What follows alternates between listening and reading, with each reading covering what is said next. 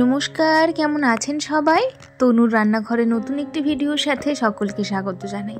আজ আমি দেখাবো ফুলকপির পাতা বাটা। অসম্ভব সুন্দর লাগে। আমার তো যত রকমের বাটা আমি খেয়েছি সব থেকে বেস্ট এইটা লেগেছে। তো এরকম শীতের সময় গরম গরম ভাতের সাথে ফুলকপি বাটা অসাধারণ। অবশ্যই একবার ট্রাই করবেন আপনারা।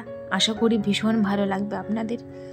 তো প্রথমে আমি এখানে 250 গ্রামের কাছাকাছি একদম কচি ফুলকপির পাতা নিয়ে নিয়েছি। তো পাতাটাকে আমি খুব ভালো করে কিন্তু 2-3 বার করে জলে ধুয়ে নিয়েছি।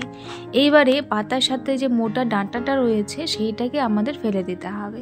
তো প্রথমে আমি সেইটা ফেলে দিয়ে শুধু পাতাটাকে আলাদা করে নিচ্ছি। এইভাবেই কিন্তু সবগুলোই করে নিচ্ছি।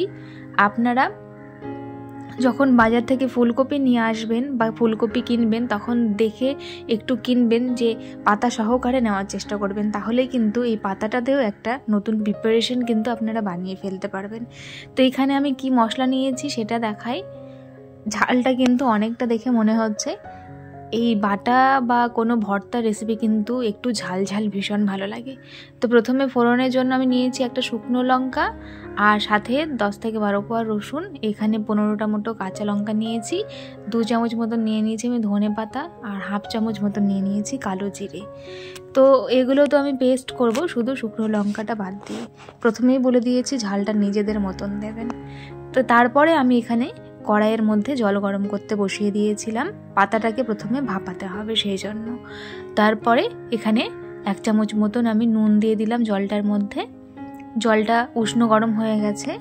এই সময় কিন্তু আমি এখানে পাতাগুলোকে একটু হালকা ছোট ছোট করে নিয়ে নিয়েছি। যতটুকু ছিল তার হাফ করে আমি এভাবে কেটে নিয়েছি সুবিধের জন্য। তো এখানে আমি সব পাতাটাকে অ্যাড করে দিলাম। এই ভর্তা বা বাটাবাটি খেতে কে ভালোবাসেন অবশ্যই কিন্তু জানাতে ভুলবেন না। আর ভিডিওটি কোথা থেকে দেখছেন সেটাও কিন্তু অবশ্যই জানাবেন। তো পাতাটাকে দিয়ে দেখুন জলটা ফুটতে শুরু করে দিয়েছে। 5 মিনিট মতন এটাকে আমি এইভাবে গরম জলের মধ্যে যখন ফুটতে থাকবে সেই সময় কিন্তু এটাকে আমি রান্না করে নেব। 5 মিনিটের বেশি কিন্তু করার দরকার নেই। দেখুন পাতাটাও কিন্তু একদম সবুজ রয়েছে। বেশি সেদ্ধ করলে কিন্তু এই সবুজ কালারটা নষ্ট হয়ে যাবে।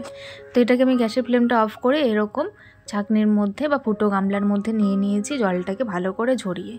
এরপরে আমি একটা মিক্সিংয়ে জার নিয়ে নিয়েছি, দিয়ে দিলাম কালো জিরে, রসুন, সাথে ধনে পাতা, আর তার সাথে প্রয়োজন মতন কিন্তু কাঁচা লঙ্কা।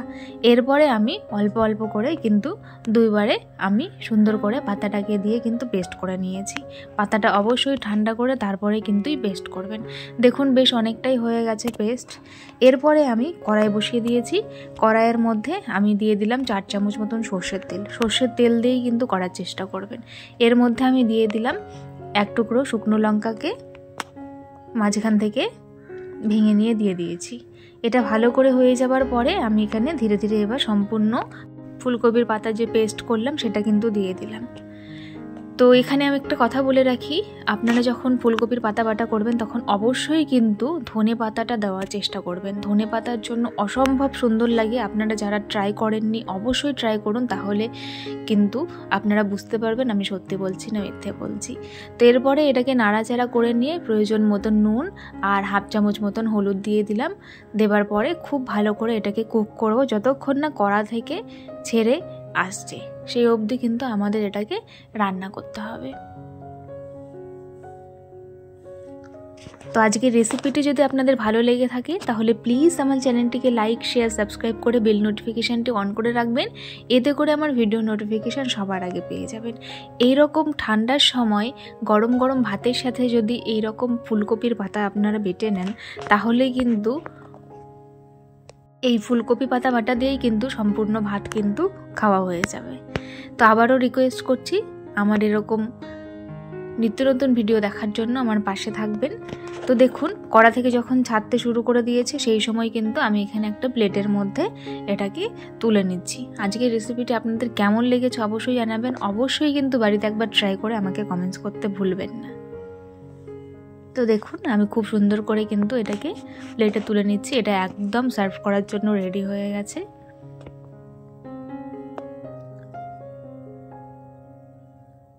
কতটা সুন্দর হয়েছে দেখতে, আর কালারটাও কিন্তু ভীষণ সুন্দর আছে।